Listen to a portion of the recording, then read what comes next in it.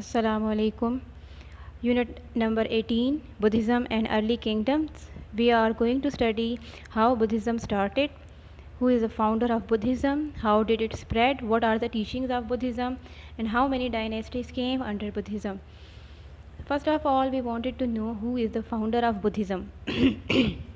As you can see on the screen, Siddhartha Gautama, the sitting posture and the sculpture of Siddhartha Gautama, who was actually a prince, but he has a family. He had his wife, but he was very disturbed when he used to see people suffering ill, when they get ill, when they die.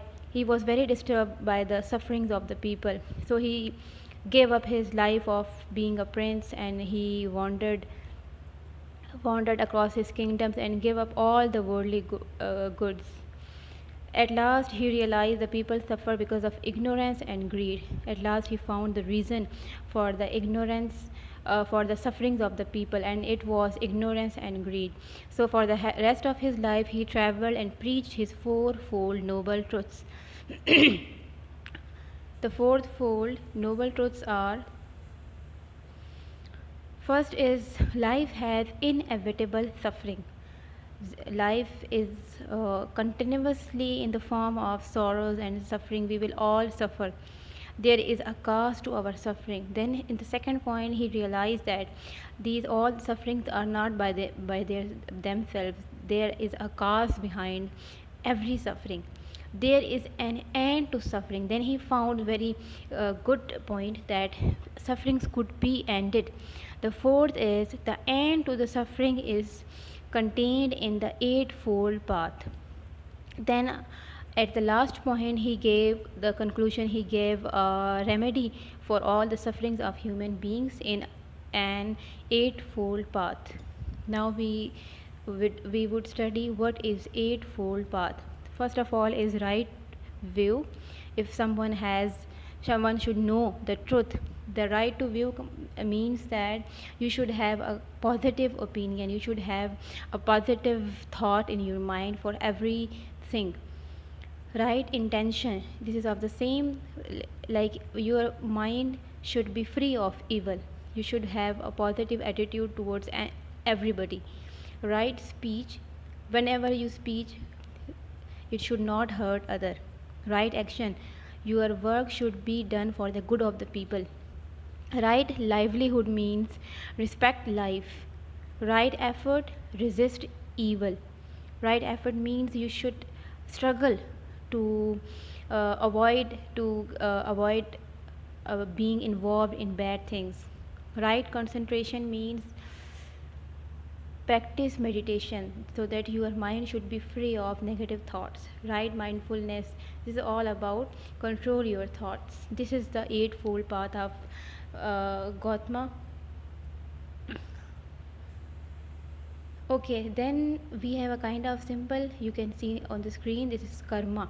What is karma? Karma means that if a person has been good in life, he or she will be born in a better or higher position. If they have been wicked, they will be reborn in a lower state. This is called karma. Here is a symbol for the karma, but that whatever you do, you will be paid. Then nirvana, you can see the symbol. Nirvana means those who are very good reach a state of peace called nirvana. These were the teachings of Gautama. Then we have a dynasty, Mauryans dynasty. The next invasion of the subcontinent is in about 300 BC, came from the east.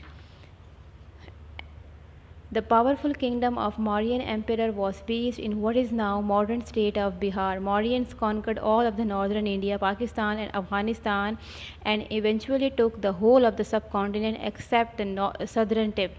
This great empire was run by very strict laws. Ashoka was one of their rulers.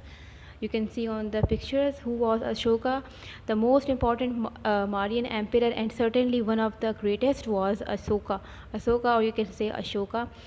At first, he was like any other ruler fighting to increase his empire. After one great battle to conquer the state of Kalinga, he saw 1 lakh soldiers lying dead and another 1 lakh 50,000 people made prisoners. This really disturbed him, and he thought that we should not fight for uh, any cause.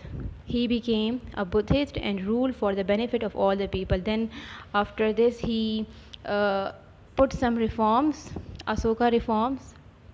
These reforms are about he abolished the caste system. It was prevailed among Aryans. So Asoka abolished all the caste system. There were hospitals for the people and animals. Hospitals were staffed by monks who grew herbs for the medicines. There were rest homes for old people. The killing of wild animal was forbidden. Punishment were made less severe. All religions were treated alike. These were the reforms by Asoka. And it really put a very good impression in the minds of the people, and he was really liked by his people. But then Asoka applied a kind of strategy that to make sure that people know what the laws were. Asoka had them carved on huge pillars and rocks throughout his empire. Asoka's laws were known as edicts. Edicts of Asoka. You can see on the screen that like you can in one picture you can see a pillar, and there is some of the laws that had been written by Ashoka, and in the next picture there is a rock, and he has imprinted his laws on the wall. These are called edicts. But then, of course, he did not please to everyone. So people, Brahmins and Kshatriyas did not like their power being taken away. So everyone was was supposed to be equal. So after Asoka's death, there were 7 weak Mauryan emperor, and then the great empire collapsed. And this is how Mauryan empire came to an end. And this was the end of the greatest empire under Buddhism. This was our chapter 18, and it has been finished. In the next chapter we'll study about more things. Up till then, take care. Allah Hafiz.